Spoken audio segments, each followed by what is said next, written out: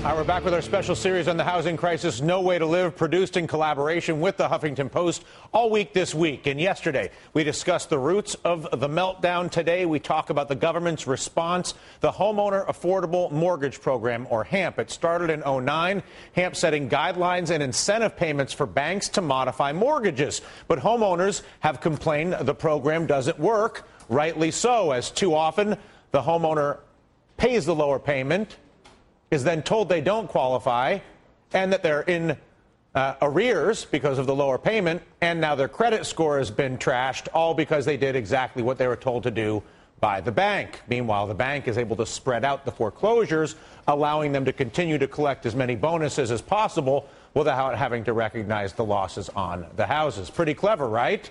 Officials said HAMP was supposed to help 3 to 4 million homeowners.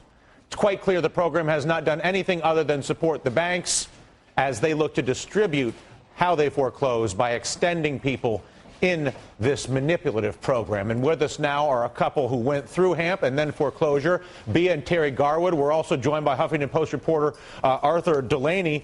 Bea, tell us your experience. Hi there. My experience is I first contacted Chase in April '09.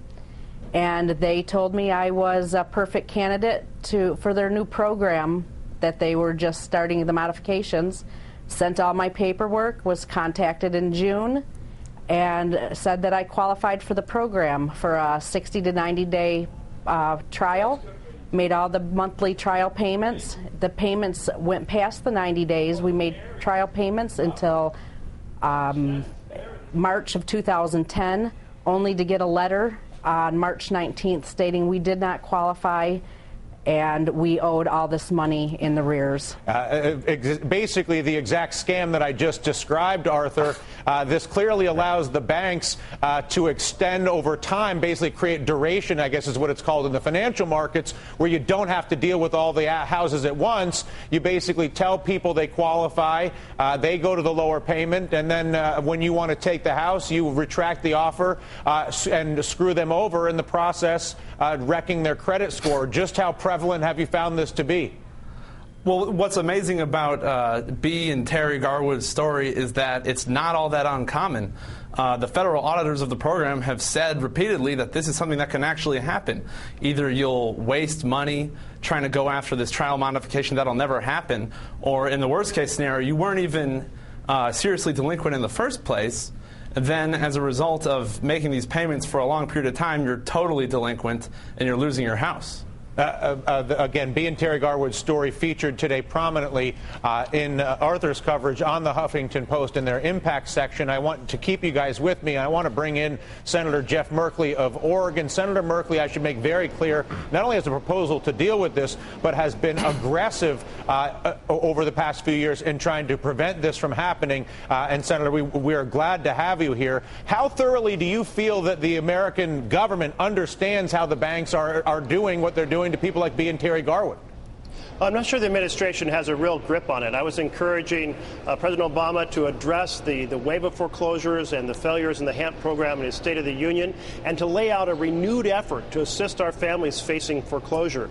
We didn't hear that in the State of the Union, and we haven't heard a kind of an aggressive understanding of the problems in the program, and that we can do much more, not just to fix the HAMP program by ending the dual track, by creating a single point of contact, but we can do a lot more between the moment of families in trouble and foreclosure to try to have a win-win that keeps families in their homes, keeps children in the schools, and stabilizes our communities. Yeah. One of the more cynical interpretations of what's going on here, however, is that HAMP is working, except it's working for the banks as it was designed to do, that the banks didn't want to have to foreclose on a bunch of houses at once, that this allows them to effectively mislead people like Bea and Terry Garwood into lower payments, so that then the bank can come back 6, 9, or 12 months later, as Josh Rosner has suggested in his research, take the house and distribute, if you will, the risk, so that the banks can continue to collect their bonuses while spreading the foreclosures over multiple quarters. Listen, the story you're describing, the Garwood's experience, is very common. I just met with a group of families out in Oregon. Many of them were talked to by their servicer, who said, hey, why don't you try this program and they hadn't yet failed to make any payments. So the program was suggested, they were told they were good candidates, and then fees started to pile up, so the servicer starts to make a lot of money off fees, but they don't make when a family is making their payments.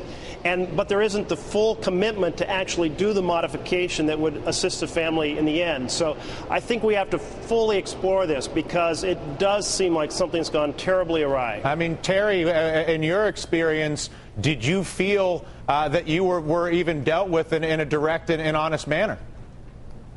No, I don't. I didn't at all. To me, it was a scam from the beginning.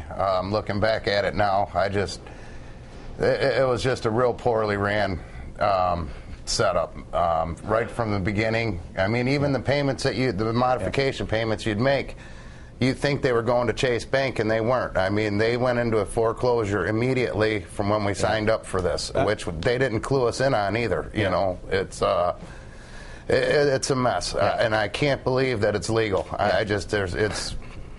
It's a mess. Yeah, Senator, briefly, what has to happen to get the American people a real investigation into the relationship between the banks, the Treasury, and these programs? Well, we've got to pursue it in the Senate Banking Committee. We now have enough stories from enough places that I think we can have a real exploration. But it isn't just fixing HAMP. We have to do so much more. We need to give lifeline bankruptcy power to bankruptcy judges to intervene.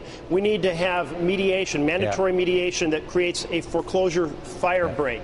We need to have a national short refi program that enables some families who are very high interest rates and very high mortgages to repurchase their own home. Yep. No, listen, keep us posted. We know that you are an advocate for all of this. Arthur, sensational coverage today. Check it out on the front of the Huffington Post. Bea and Terry, thank you for sharing your story with us. And Senator Merkley, thank you for joining us.